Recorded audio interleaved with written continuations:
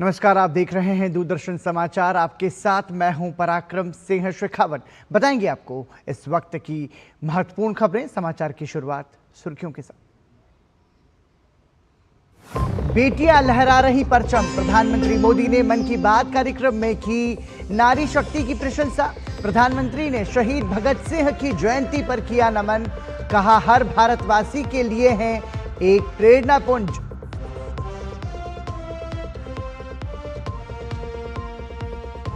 Vocal for local को खरीदारी का मंत्र बना दीजिए। प्रधानमंत्री ने मन की बात में त्योहारों के लिए दिया खास संदेश। कहा, ठान लीजिए वही खरीदेंगे जो देश में हुआ है तैयार।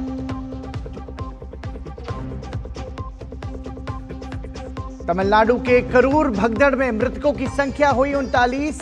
पुलिस ने कुछ आयोजकों के खिलाफ दर्ज किया मामला। प्रधानमंत्री मोदी ने मृतकों के परिजनों को 2-2 लाख रुपए की अनुग्रह राशि देने की घोषणा की।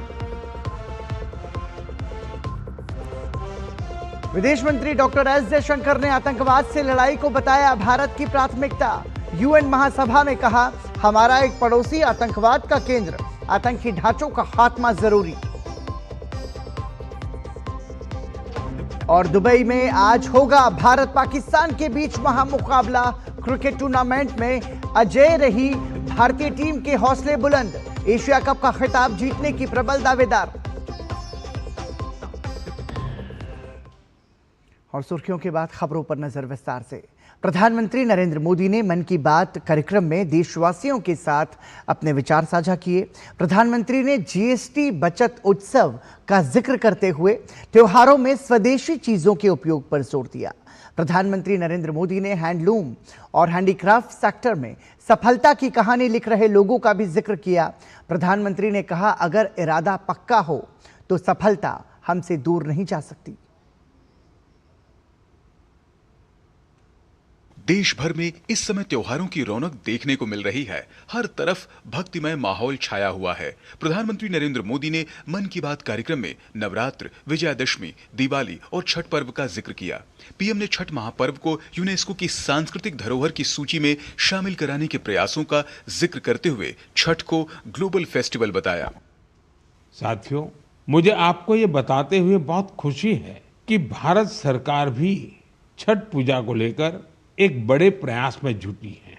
भारत सरकार छठ महापर्व को यूनेस्को की इंटेंजिबल कल्चरल हेरिटेज लिस्ट यानी यूनेस्को की सांस्कृतिक धरोहर की सूची में शामिल कराने का प्रयास कर रही है।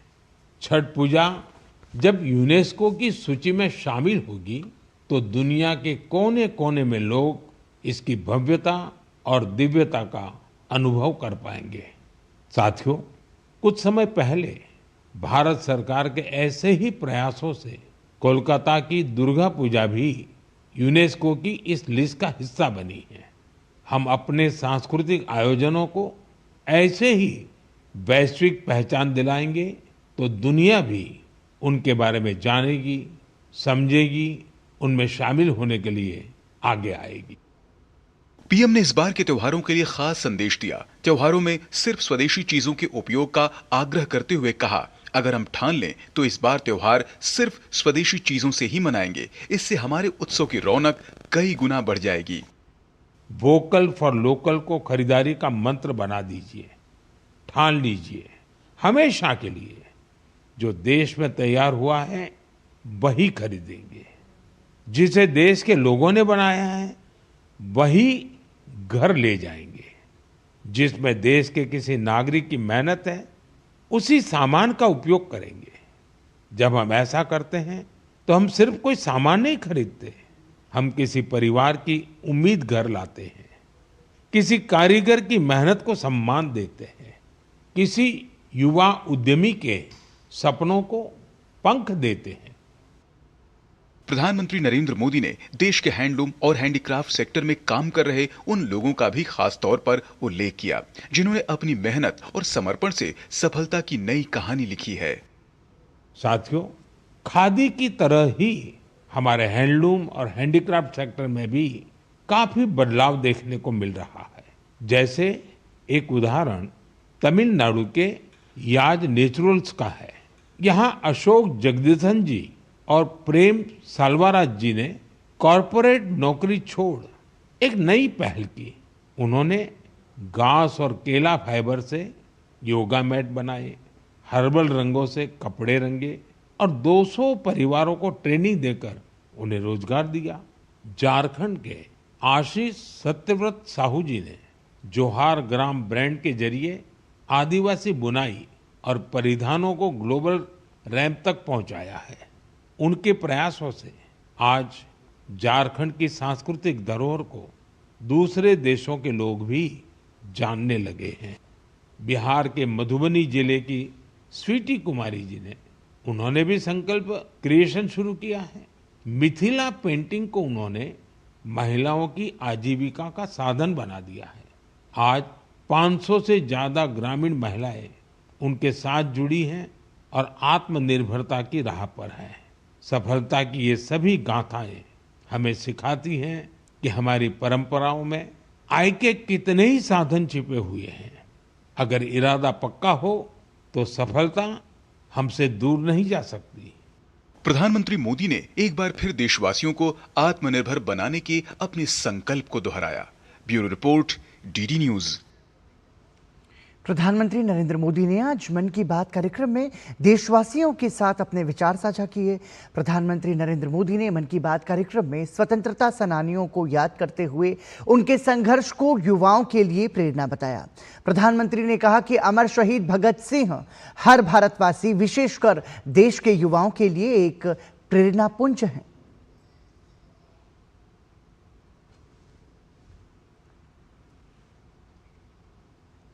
भारत के महान क्रांतिकारी और स्वतंत्रता सेनानी शहीद भगत सिंह 23 साल की छोटी सी उम्र में फांसी के फंदे पर झूल गए।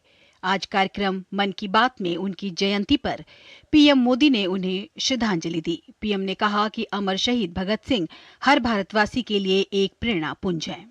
देश के लिए फांसी के फंदे पर झूलने से पहले भगत सिंह जी ने अंग्रेजों को एक पत्र भी लिखा था। उन्होंने कहा था कि मैं चाहता हूं कि आप मुझे और मेरे साथियों से युद्ध बंदी जैसा व्यवहार करें।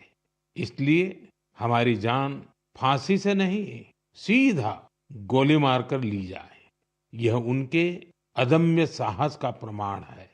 त्योहारों के इस मौसम में पीएम मोदी ने देशवासियों से स्वदेशी अपनाने की अपील की है।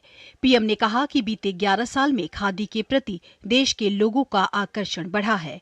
उन्होंने लोगों से 2 अक्टूबर को खादी की खरीद पर वोकल फॉर लोकल मुहिम से जुड़ने का आग्रह किया। पिछले कुछ वर्षों में खादी की बिक्री में बहुत तेजी देखी गई है। मैं आप सभी से आग्रह करता हूं कि 2 अक्टूबर को कोई न कोई खादी प्रोडक्ट जरूर खरीदें। गर्व से कहें ये स्वदेशी है।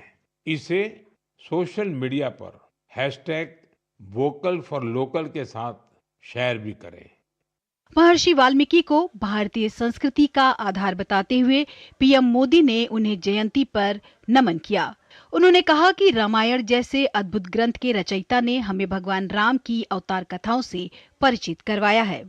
7 अक्टूबर को महर्षि वाल्मीकि जयंती है। हम सब जानते हैं महर्षि वाल्मीकि भारतीय संस्कृति के कितने बड़े आधार है। इसलिए साथियों, अयोध्या में जब राम मंदिर का निर्माण हुआ तो साथ में निषाद राज और महर्षि वाल्मीकि का भी मंदिर बनाया गया है। मेरा आपसे आग्रह है, आप भी जब अयोध्या में रामलला के दर्शन करने जाएं तो महर्षि वाल्मीकि और निषाद राज मंदिर के दर्शन जरूर करें। पीएम मोदी ने अपने संबोधन में कन्नड़ के महान विचारक SL भैरप्पा जी के निधन पर उन्हें श्रद्धांजलि दी। उन्होंने कहा कि उनकी रचनाएं देश की युवा पीढ़ी के लिए आदर्श हैं। पीएम मोदी महापुरुषों विचारकों को याद कर युवा पीढ़ी को न केवल इतिहास बोध से जोड़ते रहे हैं, बल्कि उन महापुरुषों के विचारों के जरिए युवा पीढ़ी को एक सार्थक संदेश भी देते हैं। Bureau report, DD news. प्रधानमंत्री नरेंद्र मोदी ने मन की बात में राष्ट्रीय स्वयंसेवक संघ की स्थापना के 100 वर्ष पूरे होने पर उनकी अद्भुत यात्रा का जिक्र किया। उन्होंने कहा कि 1925 में विजयादशमी के पावन अवसर पर स्थापित किए गए राष्ट्रीय स्वयंसेवक संघ स्वार्थ से ऊपर उठकर राष्ट्र के लिए समर्पण का भाव रखने की प्रेरणा के लिए प्रेरित करता है। त्याग और सेवा की भावना और अनुशासन की सीख, यही संघ की सच्ची ताकत है। आज आरएसएस 100 वर्ष से बिना थके, बिना रुके राष्ट्र सेवा के कार्य में लगा हुआ है। इसलिए हम देखते हैं देश में कहीं भी प्राकृतिक आपदाएं, आरएसएस के स्वयंसेवक सबसे पहले वहां पहुंच जाते हैं। लाखों लाख स्वयंसेवकों के जीवन के हर कर्म, हर प्रयास में राष्ट्र प्रथम, नेशन फर्स्ट की यह भावना हमेशा सर्वोपरि रहती है। मैं राष्ट्र सेवा के महायज्ञ में स्वयं को समर्पित कर रहे प्रत्येक स्वयंसेवक को अपनी शुभकामनाएं अर्पित करता हूं। प्रधानमंत्री ने मन की बात कार्यक्रम में झारखंड के आशीष सत्यव्रत साहू का जिक्र किया, जिन्होंने स्थानीय उत्पादों को ग्लोबल पहचान दिलाई है। जोहार ग्राम के जरिए उन्होंने आदिवासी बुनाई कला और परिधानों को राष्ट्रीय तथा अंतर्राष्ट्रीय फलक तक पहुंचाया है। मन की बात में प्रधानमंत्री द्वारा कार्यों को सराहे जाने पर आशीष बेहद खुश हैं। उन्होंने कहा कि मन की बात में प्रधानमंत्री द्वारा नाम लिया जाना सौभाग्य की बात है, जिससे उनका हौसला बढ़ा है। प्रधानमंत्री नरेंद्र मोदी ने मन की बात में झारखंड के आशीष सत्यव्रत साहू का जिक्र किया है, जो जोहार ग्राम के जरिए स्वदेशी का जो प्रधानमंत्री नरेंद्र मोदी का अभियान है उसको बहुत आगे लेकर जा रहे हैं। किस तरीके से जोहार ग्राम उनकी परिकल्पना है। सबसे पहले तो मैं माननीय प्रधानमंत्री जी को धन्यवाद करूंगा कि झारखंड के रांची में बैठे हुए एक निफ्ट ग्रेजुएट फैशन डिज़ाइनर को उन्होंने अपने मन की बात में जिक्र किया, जो कि मुझे लगता है किसी भी इंडिया के डिज़ाइनर का ये ड्रीम है। मतलब ये किसी बहुत बड़े रिवॉर्ड से कम बिल्कुल भी नहीं है, क्योंकि जब मैं निफ्ट में पढ़ रहा था गांधीनगर में, तब मोदी जी वहाँ के मुख्यमंत्री थे। हमारे इनफैक्ट लाइब्रेरी का इनॉग्रेशन भी और कॉलेज का शिलान्यास भी उनके द्वारा हुआ है। और मेरे लिए आज सौभाग्य है कि उन्होंने मन की बात में नाम लिया है हमारे ब्रांड का, जोहार ग्राम का, हमारे काम का, मेरा और हम पूरे टीम का। मतलब ये पूरे मिला जुला एक एफर्ट है पूरे टीम का, हमारे बुनकरों का, क्राफ्ट पर्सन का, आर्टिजन्स का, जितने हमारे टीम में दिन रात मेहनत कर रहे हैं सब लोगों का। और मुझे लगता है इस मन की बात के में जिक्र के बाद हमारा एनर्जी और डबल हो चुका है। मतलब हम उत्साहित हैं कि झारखंड के ट्रेडिशंस हैं, जो कला है, संस्कृति है, उसको एक तरीके से आपने इंटरनेशनल ब्रांड बनाने की कोशिश की है, लोगों तक पहुंचाने का प्रयास। ये आइडिया कहाँ से आया और क्या कुछ इसके पीछे का राज है? तो सबसे पहले तो मेरा जो पढ़ाई गुजरात में हुआ, तो वहाँ से मैं खादी से इंस्पायर्ड हो गया था बहुत ज़्यादा। जिस तरह से खादी पे काम हो रहा था और जिस तरह से खादी का एक इतिहास था, उससे मैं इंस्पायर्ड हुआ। फिर चूंकि मैं झारखंड से था, यहाँ के ट्राइबल टेक्सटाइल ने मुझे बहुत अट्रैक्ट किया कि मतलब ये अपने देश का, अपने राज्य का, अपने गली मोहल्ला का क्राफ्ट है, जिसको हम ग्लोबल लेके जाए। और जिस तरह से माननीय प्रधानमंत्री जी ने स्वदेशी का मूवमेंट दिया, तो आज के डेट में हम तो एक डिजिटल युग में जी रहे हैं। हम सामने से देख रहे थे लोगों का किस तरह से क्रेज़ था, लोग पागल हुए पड़े थे। मतलब इंडिया का कोल्हापुरी चप्पल का जिक्र कहाँ हो रहा है, लोग कहाँ यूज़ कर रहे हैं। तो मुझे वो चीज़ें हमेशा से इंस्पायर्ड किया था। ये चीज़ें तो अभी हो रही है, बट जब मैंने काम स्टार्ट किया था तो मुझे वो अपने पोटेंशियल दिख गए थे अपने क्राफ्ट में, अपने इंडिया में। क्या कुछ आपके इनोवेशंस हैं जो आपकी इस फैशन डिजाइनिंग में और कपड़ों पर दिखता है? जी, तो सबसे पहले तो मैं बीइंग अ डिज़ाइनर, बीइंग मतलब एक स्मॉल टाउन बॉय, मैंने कभी भी क्राफ्ट को सिंपैथी से नहीं देखा था कि अगर वो खादी है तो सिर्फ कुर्ता ही बन सकता है या कुछ सिंपल ही बन सकता है, या फिर ट्राइबल टेक्सटाइल है तो बस यही हो सकता है। मैंने बोला अगर हम फैशनेबल या ट्रेंडी सब चीज़ों की बात कर रहे हैं तो वो सब कुछ फैब्रिक से बना है। वो फैब्रिक क्यों नहीं खादी हो सकता है, वो फैब्रिक क्यों नहीं ट्राइबल टेक्सटाइल हो सकता है। और जैसा माननीय प्रधानमंत्री जी का था, khadi for nation, khadi for transformation और खादी फॉर फैशन, मतलब जो एक उन्होंने एक लय में एक कोट दिया और हम लोगों ने उस चीज़ को फील किया। मन की बात में इस तरह की चीज़ों का और उनके काम को एक रिकॉग्निशन और एक जो कह सकते हैं कि प्रधानमंत्री जी के मुंह से जब उसका जिक्र होता है तो एक उत्साह और एनर्जी का जो लेवल है वो कुछ और ऊंचाई तक पहुंचता है। और निश्चित तौर पर आशीष इसको और आगे लेकर जाएंगे। स्वदेशी का जो नारा है उसको एक नया आयाम भी मिलेगा। अपने सहयोगी विकास के साथ मैं दिवाकर कुमार, दूरदर्शन समाचार, रांची। और बुलेटिन में फिलहाल रुक रहे हैं एक ब्रेक के लिए। आप देखते रहिए दूरदर्शन समाचार।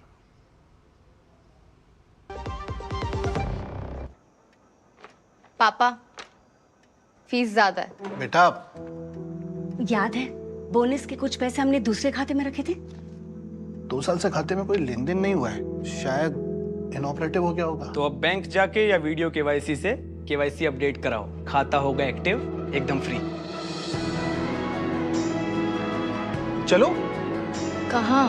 एडमिशन कराने, खाता हुआ एक्टिव। आरबीआई कहता है जानकार बनिए, सतर्क रहिए। पता है टर्म लाइफ इंश्योरेंस आपकी फैमिली के लिए कितना जरूरी है? इतना जरूरी है कि भारत सरकार ने इस पे जीएसटी पूरी तरह से हटाकर 0 कर दिया है। पॉलिसी बाजार पर अब 1 करोड़ का टर्म लाइफ इंश्योरेंस सिर्फ 400 रुपए महीने से शुरू। एक बार फिर आपका स्वागत। आप देख रहे हैं समाचार और अब बात करूर हादसे की। तमिलनाडु के करूर में राजनीतिक रैली में हुई भगदड़ में मरने वालों की संख्या बढ़कर 39 हो गई है। मरने वालों में 9 बच्चे, 17 महिलाएं और 13 पुरुष शामिल हैं। 51 से अधिक लोग राज्य के विभिन्न अस्पतालों में इलाज करा रहे हैं। पुलिस ने राजनीतिक रैली के कुछ आयोजकों के खिलाफ मामला भी दर्ज किया है। हादसे के बाद गृह मंत्री अमित शाह ने तमिलनाडु के राज्यपाल और मुख्यमंत्री से बात की और केंद्र की ओर से हर संभव सहायता का आश्वासन दिया। इस बीच तमिलनाडु के मुख्यमंत्री एमके स्टालिन ने मृतकों के परिवारों को 10-10 लाख रुपए की अनुग्रह राशि देने की घोषणा की है। गंभीर रूप से घायल लोगों को मुख्यमंत्री राहत कोष से 1 लाख रुपए दिए जाएंगे। राज्य सरकार ने घटना की जांच के लिए पूर्व न्यायमूर्ति अरुणा जदीसन के नेतृत्व में एक सदस्यीय आयोग का गठन किया है। इस बीच केंद्र ने राज्य सरकार से इस घटना की रिपोर्ट मांगी है। Let's finish this formalities first. Let's do the investigation first. Okay, we'll talk to you after the investigation is complete. 39 people, no? 39, yeah, they've already told you the number, right? और प्रधानमंत्री नरेंद्र मोदी ने करूर की राजनीतिक rally में हुई दुर्भाग्यपूर्ण घटना पर दुख जताया है।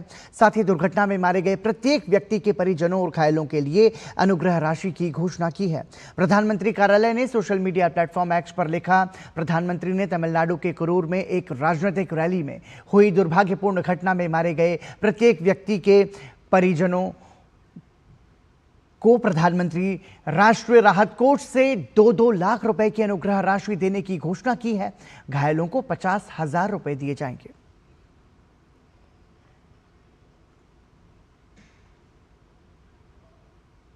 उत्तर प्रदेश में उपद्रव करने वालों को मुख्यमंत्री योगी आदित्यनाथ ने चेतावनी देकर साफ कह दिया है कि गजवाए हिंद भारत की धरती पर नहीं होगा।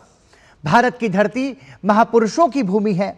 योगी आदित्यनाथ ने कहा, गजवाए हिंद के नाम पर अराजकता पैदा करने वालों को जहन्नम का टिकट कट जाएगा।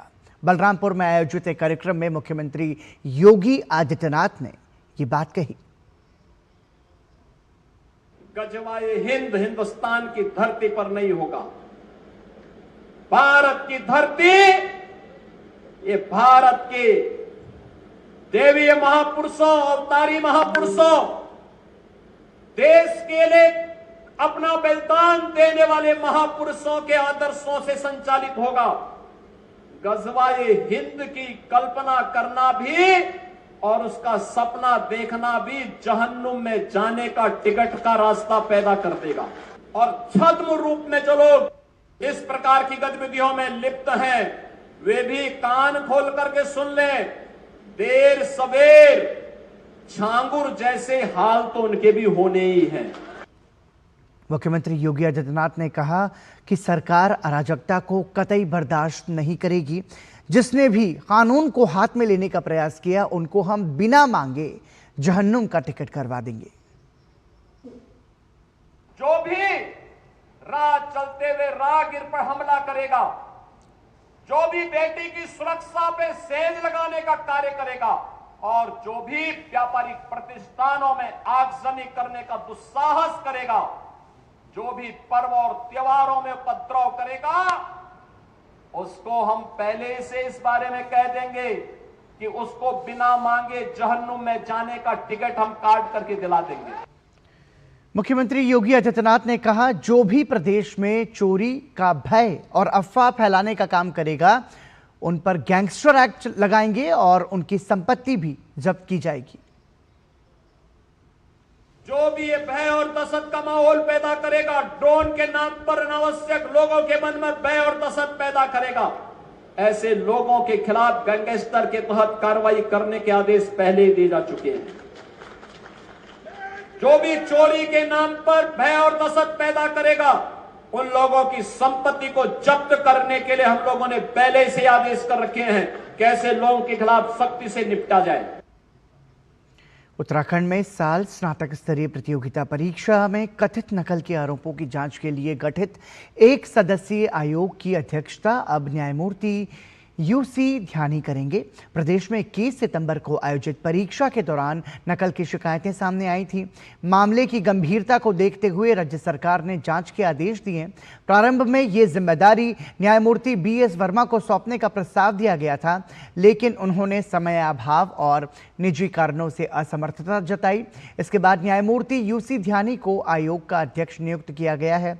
जारी आदेश के अनुसार आयोग को अन्य अधिकारियों और विशेषज्ञों का सहयोग लेने की स्वतंत्रता होगी। आयोग का कार्यक्षेत्र संपूर्ण राज्य रहेगा।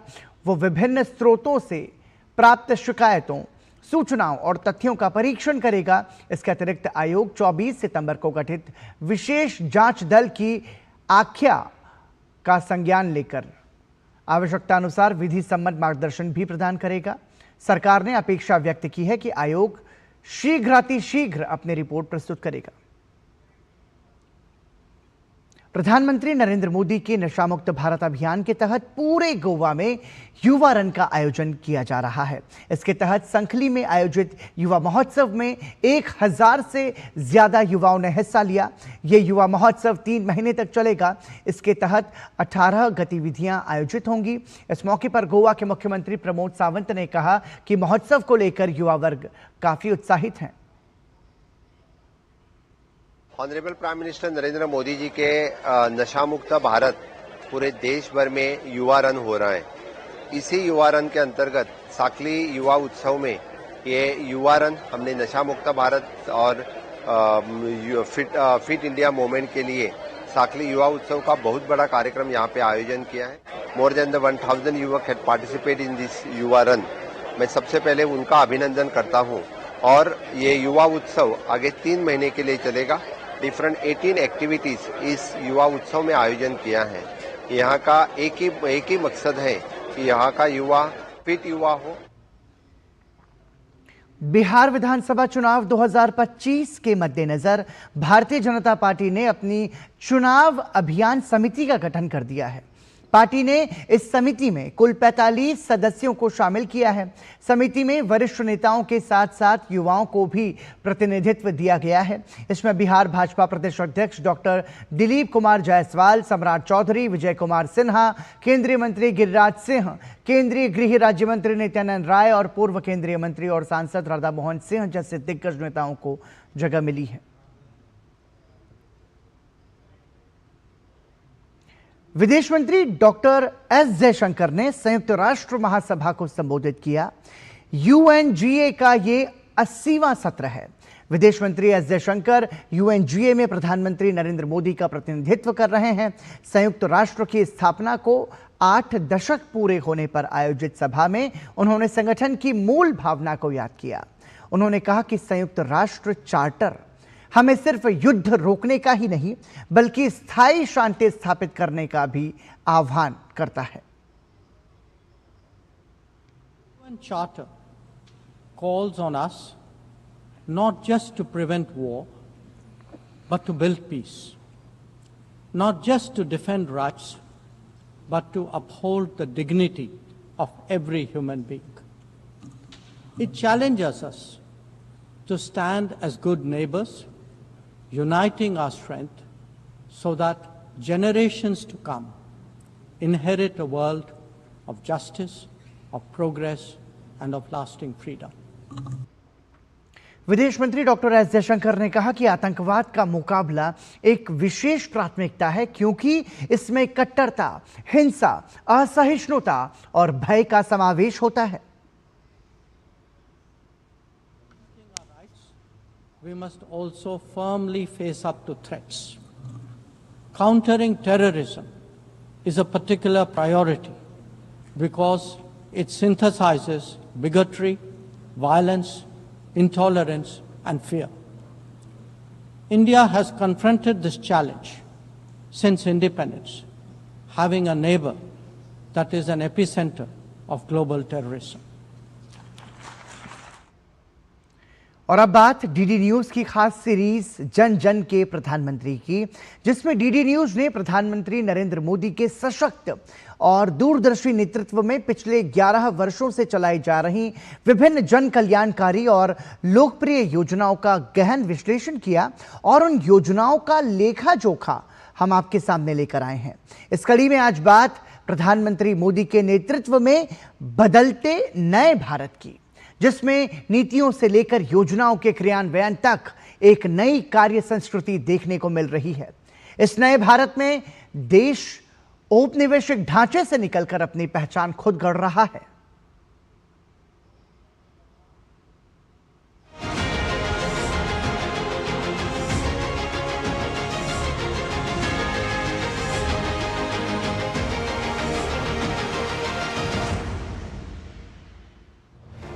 भारत आज बदलाव के एक नए दौर में है। यह बदलाव केवल नीतियों और योजनाओं तक सीमित नहीं, बल्कि हमारी इमारतों और वास्तुकला में भी साफ दिखता है। अब हम औपनिवेशिक छाया से निकलकर अपनी पहचान खुद गढ़ रहे हैं, जो देश के कोने कोने तक फैल रहा है। और इस नए भारत के नींव में प्रधानमंत्री नरेंद्र मोदी का विजन ही है, जिनका मंत्र है विरासत से विकास तक। बात राजधानी दिल्ली से शुरू करें तो पहले राजपथ कहलाने वाला मार्ग अब कर्तव्य पथ के रूप में नागरिक कर्तव्यों और लोकतांत्रिक मूल्यों का प्रतीक बन चुका है। राष्ट्रपति भवन से इंडिया गेट तक फैला यह मार्ग औपनिवेशिक प्रतीकों से आजाद भारत की सोच का प्रतिनिधित्व करता है। कर्तव्य पथ पर ही बीते 6 अगस्त को पीएम मोदी ने 1.5 लाख वर्ग मीटर में फैले कर्तव्य भवन 3 का उद्घाटन किया, जिसमें अलग अलग बिखरे कई मंत्रालयों के ऑफिस को एक ही भवन के अंदर लाया गया। 21वीं सदी के भारत को 21वीं सदी की आधुनिक व्यवस्थाएं चाहिए, इमारतें भी चाहिए। ऐसी इमारतें जो टेक्नोलॉजी, सुरक्षा और सुविधा के लिहाज से बेहतरीन हो, जहां कर्मचारी सहज हो, फैसले तेज हो और सेवाएं सुगम हो। बदलाव की इस श्रृंखला में त्रिकोणीय डिजाइन वाला नया संसद भवन भारतीय परंपरा और आधुनिक तकनीक का संगम है। बड़ा, ऊर्जा कुशल, डिजिटल सुविधाओं से लैस यह भवन समावेशी और भविष्योन्मुख लोकतंत्र की झलक देता है। वास्तुकला के प्रति पीएम मोदी के नजरिए के अन्य नायाब उदाहरण हैं दिल्ली में स्थित भारत मंडपम और यशोभूमि, जो परंपरा के साथ आधुनिकता का अद्भुत मेल है। जहां एक तरफ भारत मंडपम G20 जैसे वैश्विक आयोजनों का केंद्र रहा, जहां भारत की कला, शिल्प और सांस्कृतिक विरासत प्रदर्शित होती है, वहीं यशोभूमि वोकल फॉर लोकल से ग्लोबल सोच को साकार करता है। नए भारत को लेकर प्रधानमंत्री मोदी के विजन के तहत न सिर्फ इमारतों का बल्कि देश भर के हवाई अड्डों का विकास भी हो रहा है और उन्हें भारत के महान सपूतों और सांस्कृतिक प्रतीकों के नाम से जोड़ा जा रहा है।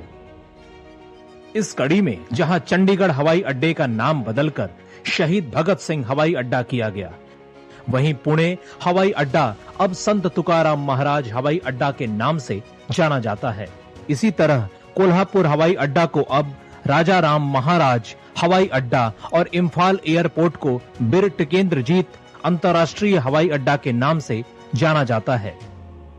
देश और समाज के लिए अपना जीवन न्यौछावर करने वाले महापुरुषों और गुमनाम नायकों की गाथा से नई पीढ़ी को अवगत कराने के उद्देश्य से पीएम मोदी ने उनकी प्रतिमाओं और स्मारकों को देश के कोने कोने में स्थापित करवाया है। चाहे वह 2022 में दिल्ली के इंडिया गेट परिसर में स्थापित नेताजी सुभाष चंद्र बोस की भव्य प्रतिमा हो, या मुंबई में छत्रपति शिवाजी महाराज की प्रतिमा, या रांची में बिरसा मुंडा और असम में वीर योद्धा लाचित बोरफुकन की 125 फुट ऊंची कांस्य प्रतिमा। प्रधानमंत्री नरेंद्र मोदी के नेतृत्व में देश अपनी चेतना, सोच और प्रतीकों में भी एक नई वास्तुकला रच रहा है। इसका प्रतीक है भारतीय नौसेना का नया प्रतीक चिन्ह और एंथम, जो छत्रपति शिवाजी महाराज की समुद्री विरासत से प्रेरित है, जिसमें औपनिवेशिक चिन्हों को हटाकर भारतीय स्वाभिमान को प्रमुखता दी गई है। भारत का बदलाव अब अंडमान और निकोबार जैसे सुदूर द्वीपों तक भी पहुंच चुका है। सामरिक दृष्टि से अहम यह क्षेत्र अब राष्ट्रीय विकास से जुड़ रहा है। हम औपनिवेशिक प्रतीकों से बाहर निकलकर अब आत्मनिर्भरता, आत्मगौरव और प्रगति की ओर बढ़ रहे हैं। और इसी के साथ समाचार में अभी के लिए इतना ही। दीजिए अनुमति। नमस्कार।